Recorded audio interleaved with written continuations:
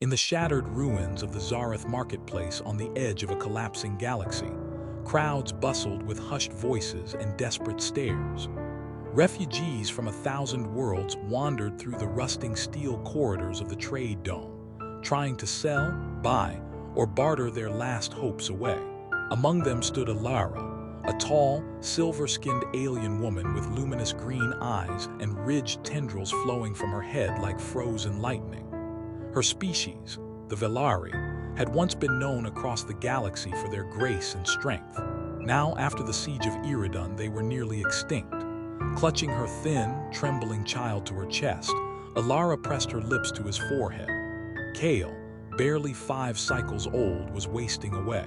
She had sold everything, jewels, weapons, even her blood, to buy him nourishment, but it wasn't enough. He needed medical nanites, the kind only humans still produced in working supply, and she had nothing left to trade. Nothing but herself. She stood at the front of a flesh auction, eyes down, voice calm, heart breaking. I am Alara of Velari, strong, trained in linguistics, engineering, and healing. I offer myself for indentured service in exchange for nanites, for my child. A hush fell across the hall. Even here, among the unscrupulous, selling oneself for a child sparked unease. Most turned away, except one man. From the crowd stepped Commander Raylan Voss, a decorated human from the Earth Unity Fleet.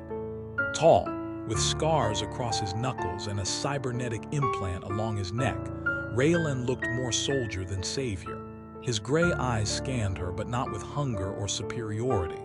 He saw the way she shielded Kale with her body, even now. He stepped forward and tossed a data chip to the auctioneer. Full price, plus extra for the kid's meds. Alara stared at him, blinking. Why? Raylan shrugged. Because no child should die like that. That was the day her chains began, and something else quietly began as well. Raylan didn't treat her like a slave. He brought her and Kale aboard his ship, the Argent Dawn, gave them a private room, medical care, and real food. Kale recovered quickly, laughing like a star chime within days. But Alara remained wary. She cleaned the ship, repaired panels, decoded alien transmissions. She insisted on earning her keep. Weeks passed. Raylan tried not to get close. He'd seen war destroy too much. But Alara was different. She was brilliant, gentle, sharp-tongued.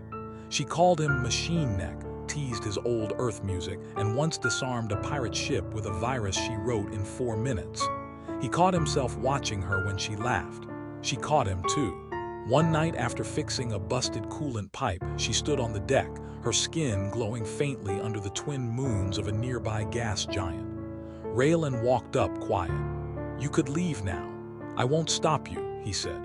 I know, she replied, but I choose to stay, he swallowed. Why? Because you didn't buy me, she whispered.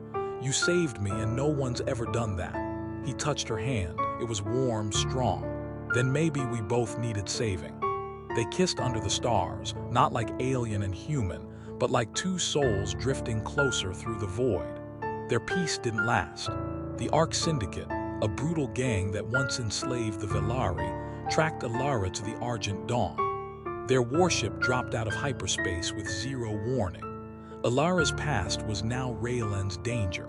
They demanded she be handed over, claimed she belonged to them. Raylan, surrounded, outgunned, stood tall on the bridge. You want her? Come take her. The battle was chaos. Plasma fire lit the dark. Raylan took the helm. Alara manned weapons. Kale hid in the reinforced medbay. When the enemy breached the ship, hand-to-hand combat erupted in the halls. Alara fought like a storm, moving faster than any human, her old training unleashed.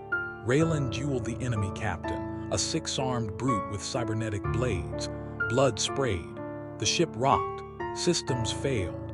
In the final moment, Raylan was stabbed through the side, shielding Alara from a killing strike. She screamed like the stars were dying, and with a pulse of raw energy unleashed a Velari mind blast that fried every Ark implant within 50 meters. The battle ended. Smoke. Silence. Raylan collapsed. For 3 days, Alara stayed beside him, singing ancient Velari lullabies as medbots worked tirelessly. She held his hand. cried when she thought Kale was asleep.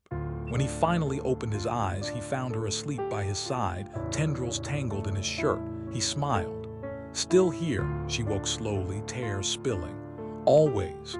Months later, the galaxy had changed. Raylan and Alara became legends, the human and Velari who took down the Ark Syndicate.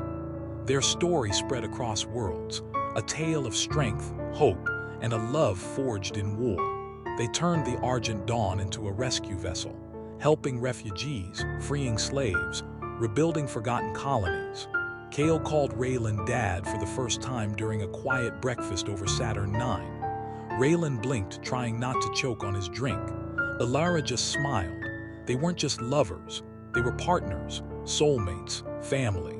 And as the stars wheeled endlessly above them, they carved their place into the galaxy, not by conquest but by compassion, not by power but by love.